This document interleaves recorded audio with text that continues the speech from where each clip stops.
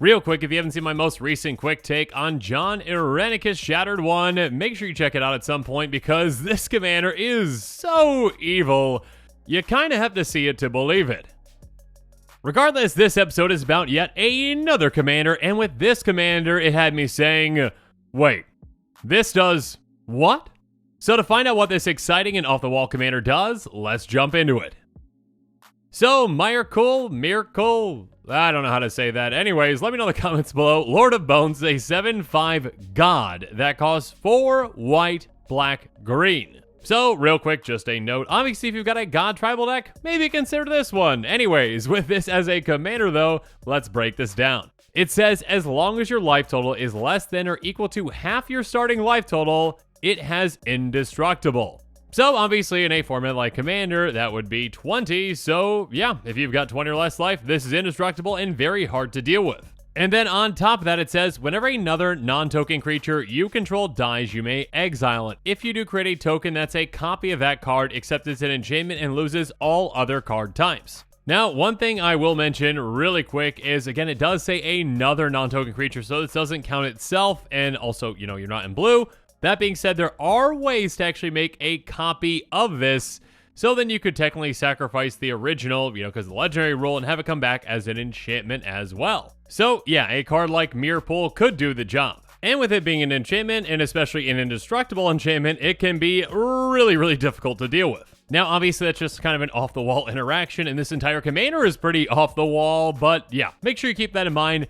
That being said, yeah, the vast majority of the way that you're going to build around this commander is to utilize other non-token creatures and have them come back as enchantments. Now, obviously, if you just say have a powerful creature in play, you know, just power and toughness, it's a really big creature, doesn't really do all that much for you if it's just coming back as an enchantment, if it's just, you know, a bland creature. Because again, of course, as a token copy, it just does come back as an enchantment and it loses all other card types, so it no longer would be a creature, and obviously then you can't utilize it in combat. But that's kind of beside the point because, yeah, there are plenty of powerful creatures out there that you just really care about their effects or their abilities, and you don't really care about them in combat, and in fact, you probably would rather have them actually be an enchantment because those are just harder to deal with as it is, you know, in comparison to creatures. In fact, out of all the permanent types in Commander, I would probably say enchantments have got to be up there with the most, you know, hard to deal with. So by essentially turning your creatures into enchantments, well, again, first up, you get a second chance at having that creature, and secondly, it makes it a lot harder to deal with that creature. And, you know, also there's some really exciting things that you can do with, you know, enchantments coming into play, or, you know, your creatures leaving play, or some broken things that you can do because some creatures are, well, you know, meant to be creatures, and when they're not, you can do some pretty crazy things. So yeah, I really like this off-the-wall commander. I think a lot of players out there are going to be really excited about that, and I also have included in the description below a link to all the cards I'm going to be talking about in this episode, and if you're excited about this commander, well, maybe consider picking up some of those cards sooner rather than later, because when a lot of players are excited about a new commander like this one when it's spoiled, some cards do tend to go up in price. Now with all that said though, let's jump into those cards. First up, and one of the first cards that came to my mind when I saw this commander was Sanctum Weaver. It's a 0/2 enchantment creature dryad that has tap add X mana of any one color or X the number of enchantments you control. Now, typically when it comes to ramp, I am not a big fan of mana dorks for the vast majority of situations, but in this case, again, you can get around that downside of, you know, having that mana source as a creature, because when that creature dies, you get it back as an enchantment and it's no longer a creature, so it's harder to deal with. And of course, Sanctum Weaver is pretty perfect in this deck because, well, you're going to have a ton of enchantments in play because all your creatures become enchantments, and now this can tap for a massive amount of mana, and again, it's just going to be enchantment, not just a weak little creature in play that's easy to deal with. So of course, obviously, there are plenty of other mana dorks out there and ones that make a lot of mana, like, you know, Karametra's Acolyte, that can give you a ton of mana, and again, in this deck, it's going to be harder to deal with once it's that enchantment. It has tap and amount of green equal to your devotion to green, so that can be a ton of mana once you get things going. And also keep in mind, with just even mana dorks, there are some pretty spicy things that you can do, because please correct me below in the comments if I'm wrong on this, but when you are making that token copy version of these, well, they're not going to have summoning sickness because they're not creatures anymore, so you can tap them right away for mana. So you could technically, you know, tap them, sacrifice them, and then have them come back as an enchantment and tap them again. So yeah, you can generate a ton of mana with these now enchantment dorks, let's just call them that.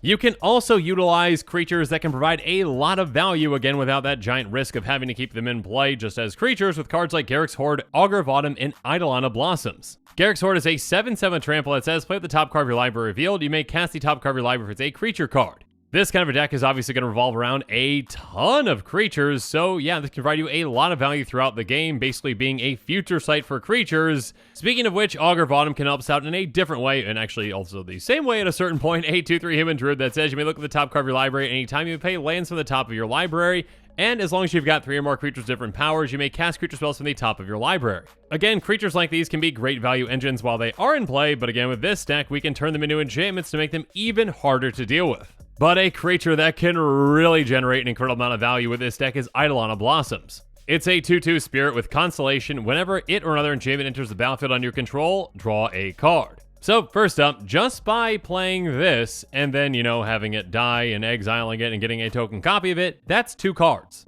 But of course, with all of your other enchantments that are going to be coming into play, whether that's actually enchantments you're playing, or again, those creatures dying coming back as enchantments, you can draw an absurd amount of cards thanks to that Constellation trigger. And speaking of Constellation triggers, of course, you can consider other ones as well, and yeah, Doomquake Giant can be fantastic with this commander. It says whenever it or another enchantment enters the battlefield under your control, creatures your opponents control get -1/-1 until end of turn. This can be an absolutely brutal card to have in play. Again, just as a creature, it can be impactful, but obviously it comes back as an enchantment and gets that trigger again. And then obviously when your other enchantments come into play too, you can just keep shrinking your opponent's creatures and obviously taking them out when you've got enough creatures leaving play and coming back as enchantments. And of course, we'll talk about some ways to control when that happens, but not before we talk about a Johnny's Chosen, a 3/3 that says, whatever enchantment enters the battlefield under your control, create a 2/2 white cat creature token. If that enchantment is in aura, you may attach it to the token. So again, with all of our enchantments coming into play, not only do we get whatever ETBs they might have again, like Doomquake Giants, but we also now get a cat token, because why not? I mean, who just doesn't want, a 2/2 cat token stapled onto every single one of their creatures that dies and comes back as an enchantment? Yeah, this is getting, somewhat convoluted, but you know what I mean. And as I said, we want a way, obviously, to be able to control when our creatures die. So yeah, sacrifice outlets like Viserys Seer can be incredible in this deck. It's a creature that is just a 1/1, but it does have sacrifice a creature, scry 1, and it just costs 1 mana. So if we really want to, we can actually just sacrifice this to itself. It's going to come back as an enchantment, and then it's going to be a lot harder to deal with. And yeah, again, if there was a Viserys Seer enchantment version already out there for just 1 mana, that would see an incredible amount of play. And with this deck, you can do that. So control whenever you want to get rid of your creatures and turn them into enchantments for those powerful effects. And again, while you're doing that, just, scry for some additional card selection. And speaking of controlling things, well, another kind of card you might want to consider is Mischievous Poltergeist, a 1/1 flying creature that has pay 1 life, regenerate Mischievous Poltergeist. Now, first up, this card can be hard to deal with again because of that regeneration factor. And of course, with that, we can keep paying that 1 life as many times as we want, so this can be a great way to control our life total, and it can be a great way to do so when we want to ensure that we can protect our commander. Now, obviously, you need to lose life to actually get down to that 20 or less life to protect your commander to give indestructible, but there are definitely going to be situations where that's well worth it. If, say, you're at 25 life, sure, okay, if someone's trying to destroy my commander, I would probably rather keep it in play, so that's going to be worth that 5 life. I'll pay it, I'll go down to 20, and my commander's protected, and I probably have other ways to gain life anyways. And of course, again, as a creature, this is very hard to deal with, though of course there are ways, like exiling or sacrificing, etc, etc, etc. But yeah, if we can get this to come back as an enchantment, well, an enchantment that can let us control our life total that also can just regenerate itself is going to be really hard to deal with. Now, other kinds of cards that we might want to consider are ones that mess with combat with things like Combat Calligrapher. It's a 3/3 flying bird cleric that says Inklings can attack you or planeswalkers you control, and whenever a player attacks one of your opponents, that attacking player creates a tap 2/1 black and white Inkling creature shown with flying that's attacking that opponent. So this incentivizes opponents to swing at other opponents, but the problem is, when this leaves, well, those Inklings can then attack us. That being said, again, as an enchantment, this is going to be a lot harder to deal with, and our opponents, well, they're going to get more and more Inklings to swing at each other. And I guess also, we'll get those too, so yay. And of course, we can also protect ourselves in combat with cards like Archon of Absolution, Windborn Muse, and Sphere of Safety. Ghostly Prison is a popular card for a reason. Again, as an enchantment, it's hard to deal with in these creature-type Ghostly Prisons, but now essentially these creature-type Ghostly Prisons can become, well, in a way, Ghostly Prison. Archon of Absolution has pro-white, and it says creatures can't attack you or a planeswalker you control unless the controller pays 1 for each of those creatures. And then Windborn Muse says, creatures can attack you unless controller pays 2 for each creature they control that's attacking you. So again, basically, Ghostly Prison now if we can turn this into an enchantment. And of course, speaking of enchantments, Sphere of Safety says, creatures can attack you or a planeswalker you control unless the controller pays X for each of those creatures for X the number of enchantments you control. That number obviously can get incredibly absurd, and yeah, it's going to be very, very difficult for your opponents to ever attack you when this is in play. Speaking of which, how about Magus of the Moat? Moat is, oh, I don't even know how expensive. Let's look it up really quick. Okay, $1,500. So quite expensive, but Magus of the Moat is, well, a lot cheaper than that. Almost $1,500 cheaper than that, essentially. I think it's like a $3 or $4 card, but yeah. It does the exact same thing. Creatures without flying can't attack. And in this deck, again, it's basically the exact same thing as Moat because we can turn it into an enchantment, which is basically just Moat. So at a certain point, this can make it incredibly difficult for anyone to attack, which in a lot of scenarios is just what we're going to want to do. And we can also, just take out a massive amount of creatures again and again and again with something like Megiddo the Lion. It has pay 2 white, discard 2 cards from your hand, destroy all creatures except for Megiddo the Lion. Those creatures can't be regenerated. Again, on a creature, this is a nice effect, but on an enchantment, this can be a very brutal effect. And obviously, if our commander is indestructible because we have 20 or less life, we get to keep our commander in play. So have fun doing this again and again and again, and just building up your board with more creatures to be destroyed to then have them come back as enchantments. Obviously, our opponents won't be nearly as fortunate. Speaking of which, well, how about Platinum Angel? It says you can't lose the game and your opponents can't win the game. And again, this does come on a 4/4 flyer, which, again, it's a creature, so it's decently easy to deal with. But as an enchantment, if our opponents don't have any enchantment removal, well, we can't lose. So they better start digging for that removal, and yeah, there are some really powerful plays that we can make with this commander. And of course, one direction that you could take this commander if your playgroup's okay with it, and that's what you want to do, is Stax. So utilize cards like Grand Abolisher, Dranth Magistrate, and Spelltithe Enforcer. These hate bears are incredibly oppressive as creatures and can be even more oppressive as enchantments. Grand Abolisher says, during your turn, your opponents can't cast spells or activate abilities of artifacts, creatures, or enchantments. Dranth Magistrate says your opponents can't cast spells from anywhere other than their hands, so yeah, no commanders for them. And Spelltithe Enforcer says, whenever an opponent casts a spell, that player sacrifices a permanent unless they pay 1. Again, these cards are already brutal as creatures, and creatures are easier to deal with than enchantments, so they can be even more just, yeah, again, please make sure your playgroup is okay with this kind of, hate bears and, these kind of, Stax effects before you actually do this.